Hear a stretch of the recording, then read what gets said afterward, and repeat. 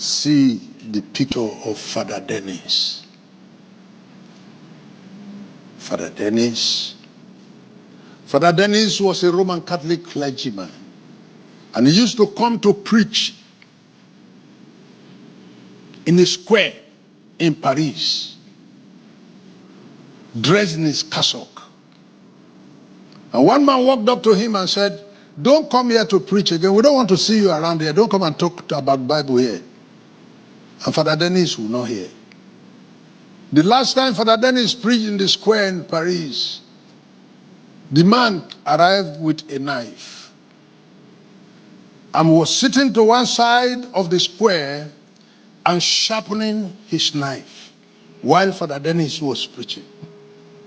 The noise of the sharpener will attract Father Dennis all the time, so he takes a glance at him. And the man also take a glance at him. "You will soon hear from me." And then he will be sharpening. And when he was done with the sharpening, he sharpened it so sharply he didn't want to throw the knife twice. So he went to Father Dennis and told him, "We've told you not to come here to preach, you refuse." Wham! One swing. Father Dennis' head dropped down. And Father Dennis himself picked his head in his hands. And the head continued to preach. And the head was saying, "I have not finished talking." The man put his knife down and ran away.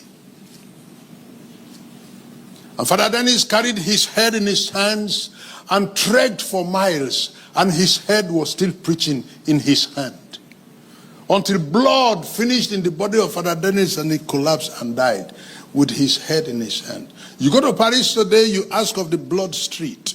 The blood street is that street where the blood of Father Dennis stained the whole road till he died. And where he died, the Roman Catholic people went and built a cathedral there and put a sculpture of Father Dennis in front of that cathedral with his head in his hands. So when you Pentecostals are talking about signs and wonders, the Roman Catholic people are laughing.